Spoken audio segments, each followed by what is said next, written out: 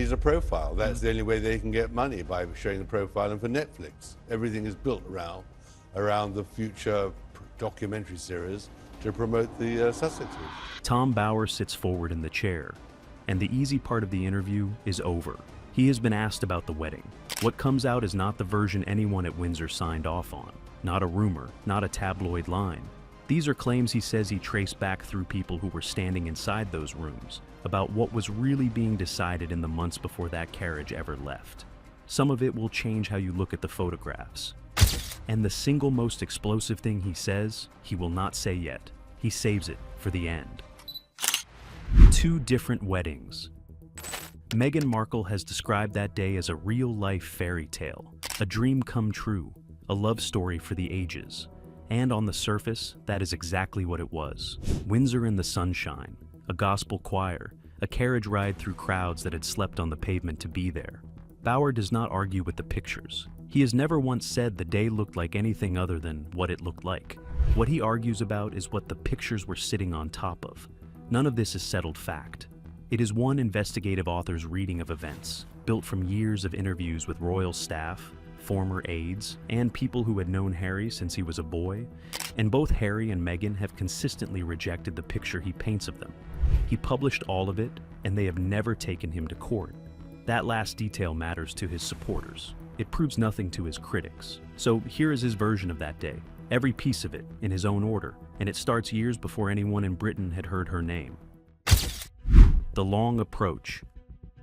By 2013, he argues, Meghan's marriage to the film producer Trevor Engelson had collapsed. She was in Toronto working on the legal drama, and in his account, she had already begun moving deliberately into wealthier and more influential circles, the kind of rooms most people never get shown the door to. His claim is blunt. He says she was looking for a man in England from that point onward, that she wanted wealth and she wanted fame, and that Harry was not a coincidence she stumbled into. He was a target. Now stop and think about who Harry actually was in 2013. Not the man in the morning suit, not the Duke of anything yet. A young prince who had buried his mother in front of a television audience, and who had spent every year since inside a small circle of friends who knew him before any of that happened. Those men matter later. Hold on to them. Bower says the introduction came through a mutual friend, someone Meghan had known since childhood, a blind date in a private members club in London, and in his telling, it was only blind on one side. Ambition is not a crime.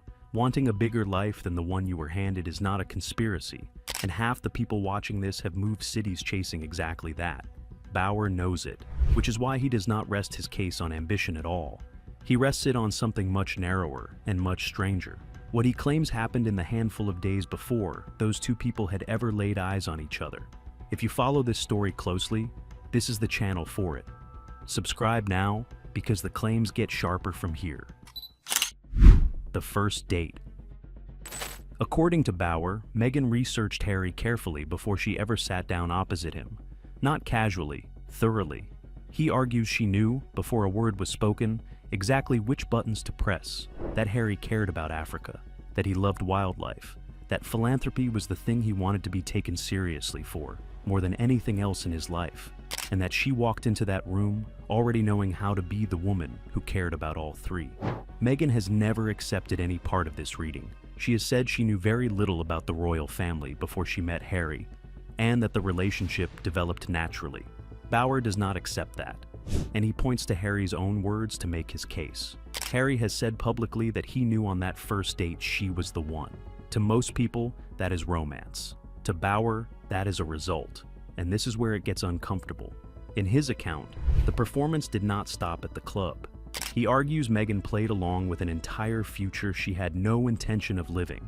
Harry wanted South Africa, somewhere quieter, away from the British press. Bower claims they were viewing houses out there through a group chat. California was always the destination, in his account. South Africa was the audition. But the claim that sent people back to the wedding photographs was not about Meghan and Harry at all. It was about everybody standing around them. The friends disappear. Sandringham, 2017, months before the engagement was announced. Bower describes a shooting weekend, the kind of thing Harry had been doing since he was a boy, with the same faces every time. He says Meghan objected to jokes made by some of those oldest friends, jokes she considered offensive, touching on sexism and gender and identity. Nobody should be expected to sit quietly through something that offends them. That is not the argument. The argument is what came afterward. Bauer claims that weekend was the decisive moment. He says Meghan told Harry those friendships had to end, and then he offers a piece of supporting evidence that is uncomfortably easy to check for yourself. Not one of the men at that shooting weekend was invited to the evening reception after the wedding. Now, watch what happens, because in his account, it keeps going. He points to Tom Inskip, known to everyone around Harry as Skippy, one of his closest friends since school. Bauer claims the friendship cooled sharply after Inskip's wedding in Jamaica, and that Inskip was another name missing from Windsor that night. He says he was told at least 3 of Harry's closest friends were cut, and that Meghan drove those decisions rather than Harry. Then look at who filled the seats instead. Not distant cousins, not old regimental friends, actors, musicians, athletes, extraordinary company, and an enormous amount of attention brought to the day. But a number of them, Bauer notes, had known Harry for a matter of minutes, not celebrities instead of nobodies. Celebrities instead of the people who had held Harry together for 20 years. And the emptiest seats in that chapel were not on his side at all. The empty side. Walk through it slowly. Meghan's father, Thomas Markle, did not attend. The stage paparazzi photographs had been exposed days before the ceremony. Then came the heart attack, and he never made the flight. Her half-brother and half-sister were not invited. When the doors opened at St. George's Chapel, exactly one member of her family was inside, her mother, Doria Ragland, who had arrived in Britain only days earlier. Here is the part people find hardest to hear. Bauer argues Meghan had signaled months in advance that she did not want her father walking her down that aisle, long before the photographs, long before the heart attack. That account rests on sources he has never fully named. And Thomas Markle's own conduct in that period is a matter of public record that reflects poorly on him too. This is one of those stretches where a private family coming apart got turned into a public argument, and almost nobody in it comes out clean. Bauer also claims that Charles privately encouraged Meghan to fly to the United States and repair things with her father before the ceremony, to kill the story before it swallowed the day. He says she declined, citing security and privacy. Think about that for a second. Every camera in the world pointed at one building. Inside it, royalty, world leaders, and film stars. All of them there for her. And on the bride's side of that family, one guest. And by then, another problem was already building inside the family. It had a name. The name was Diana. Inside the palace. The comparisons had started long before the ceremony. The narrative, the veil, the sense of a young outsider arriving to modernize something ancient. Diana's name was attached to Meghan constantly. Bauer argues that inside the family, the parallel was not welcome, that some believed it risked flattening what Diana actually did into a costume. He is unusually direct about why. Diana, he argues, had worked at the role for years, had genuine poise, and had a rare gift for sitting with people on the worst day of their lives. And whatever her war with Charles, she never placed herself above the monarchy itself. That, in his view, is the difference. He claims Meghan wanted to be first rather than part of a team, and that Harry pushed a comparison he had badly misjudged, because he lost his mother far too young to understand who she really was. At the same time, Bauer says the atmosphere behind the scenes was getting worse. Not because a wedding is hard to organize. The palace had staged far bigger events than this one. In his telling, the problem was the management style. He describes staff overwhelmed by constant revisions, detailed instructions, and last-minute changes. He claims some aides began limiting how often they spoke to Meghan directly, because a routine conversation could turn into a new list of demands. He claims several of them left, and he points to the dispute over the bridesmaid dresses, and the disagreement with Catherine that became one of the most argued over stories in modern royal history. The competing accounts of that week have never been reconciled. Each side has described the other as the one who ended up in tears. But Bauer thinks all of that friction was in service of something the rest of us only ever saw the front of. The real launch.